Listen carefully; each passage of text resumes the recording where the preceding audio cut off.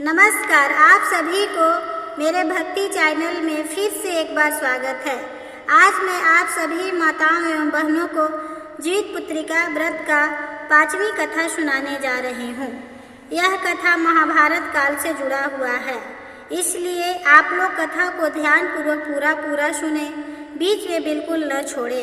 अगर मेरा कहानी अच्छा लगा हो तो ज़्यादा से ज़्यादा लाइक, शेयर एंड सब्सक्राइब करें। प्रेम से बोलिए जिमुत वाहन भगवान की जय हो। माता पार्वती ने भगवान शंकर जी से एक बार पूछा कि हे प्रभु, आप बतलाइए कोई ऐसा उपाय जिसके करने से सभी के संतान चिरंजीवी और ऐश्वर्यशाली और सुखी हों। इस पर भगवान शंकर जी ने माता पार्वती से कहा कि हे देवी, आप जो जानना चाहती हैं वह मैं आपको बताता हूँ, सो ध्यान पूर्वक सुनिए।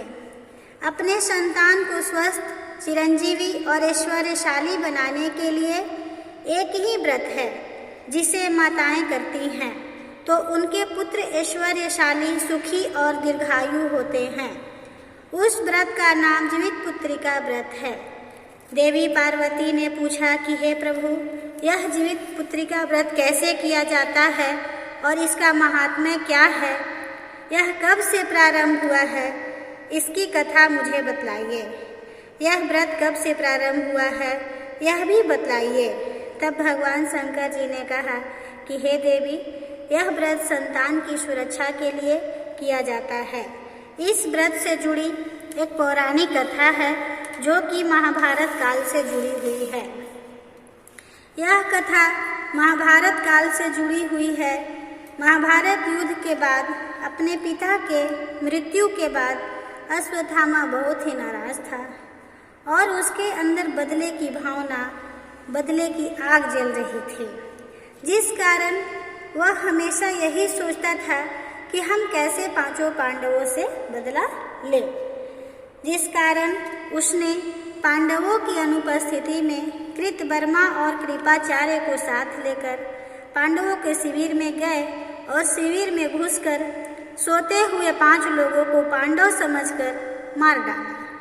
लेकिन वे सभी द्रौपदी के 5 संतानें थीं। उसके अपराध के कारण दूसरे दिन अर्जुन श्री कृष्ण भगवान को साथ लेकर अश्वत्थामा की खोज में निकल पड़ा और उसे बंदी बना लिया।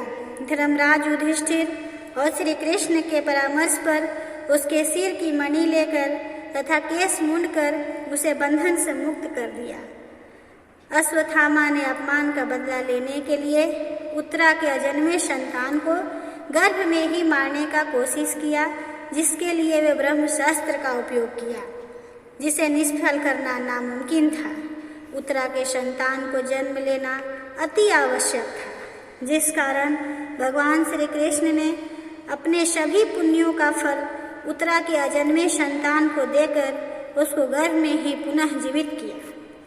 गर्भ में मरकर जीवित होने के कारण उसका नाम जीवित पुत्रिका पड़ा और आगे जाकर यही राजा परीक्षित बना। तभी से इस व्रत को किया जाता है। इस प्रकार इस जीवित पुत्रिका का व्रत का महत्व महाभारत काल से है। संतानों के स्वस्थ, सुखी और दीर्घायु होने के लिए माताएं जीवित पुत्रिका व्रत करती हैं। इसलिए हे भगवान, जैसे आपने उत्तरा के मरे हुए संतान को सुरक्षित और स्वस्थ रखे, ठीक उसी प्रकार सभी माताएं एवं बहनों के बच्चों को स्वस्थ एवं सुखी बनाए रखना और उनका सुहाग बनाए रखना, धन्य धान्य से भरा रखना। जय हो जिमुत वाहन भगवान की जय।